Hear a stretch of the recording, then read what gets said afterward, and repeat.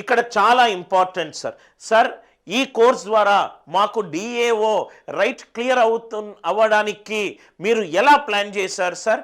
ఏదైనా ఒక scientific process తోటి మీరు కోర్స్ డిజైన్ చేశారా సార్ అంటే ఎస్.